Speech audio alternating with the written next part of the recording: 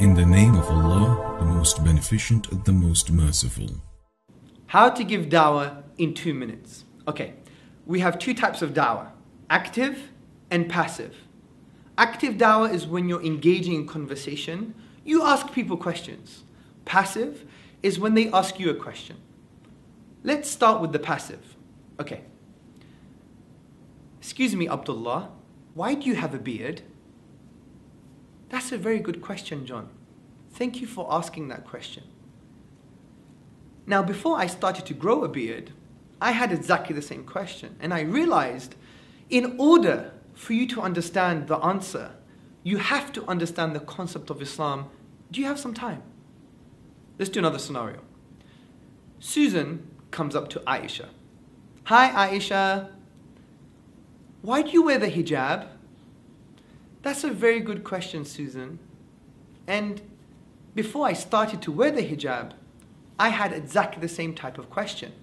And I realized in order for you to understand the answer, you have to understand the concept of Islam. Do you have some time? Let me just do this again. Hello, John. I would like to know why you guys pray 5 times a day. You know, that's a very good question. In order for you to understand the answer, you have to understand the concept of Islam. You see where I'm going here, guys? I'm linking everything to the concept of Islam, regardless if you know the answer or not. And there's an important reason why. But let's start with the active, and then I'll get to the reason. Active dawah. Say I'm holding a leaflet. Excuse me, ma'am, excuse me, sir.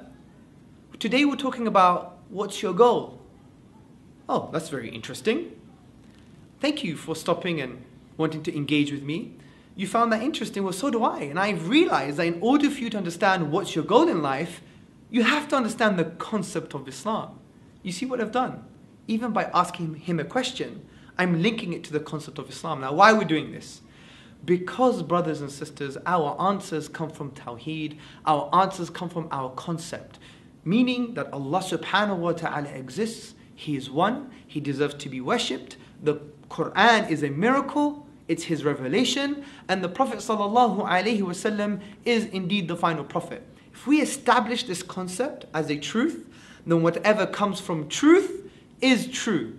So when you explain to them the concept, then you've given them the foundation. Because brothers and sisters, there's no point just debating and having arguments all the time and trying to rationalize everything, because everyone has a worldview. It's like having glasses on. If my glasses are tinted green, I'm going to be saying, look at that building, it looks green. But if someone's glasses are tinted red, they're going to say, no, it's red. Then we're arguing, green, red, green, red. The only way for us to understand each other, we have to swap glasses or take them off. And this approach does that. It gives them the foundation, the glasses in which we wear to see the world, which is the concept of Islam. You show them that that's true, then whatever comes from truth is true. So remember, link everything to the concept. That's a very good question. In order for you to understand the answer, you have to understand the concept of Islam. Let me give you some tips though. Someone may say, I just want a yes or no answer. Yes or no, yes or no.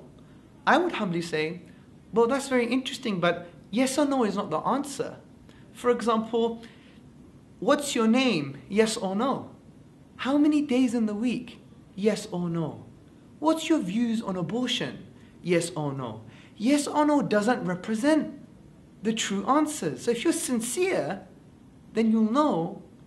You'll have to give me some time for me to explain the concept. So that's how I would deal with that contention. Another contention is someone may come up to you and say, I heard that you guys want to drink baby's blood.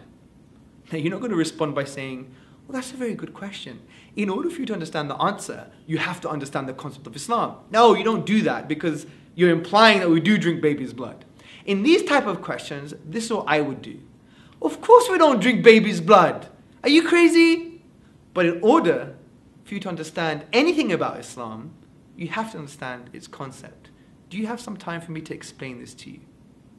I know in the beginning I said 2 minutes, but that was in a way to get your attention, and I really thought it would take me 2 minutes, but regardless, I think it's worth it. So follow this approach, and it's a very easy way of giving da'wah. Assalamu alaikum.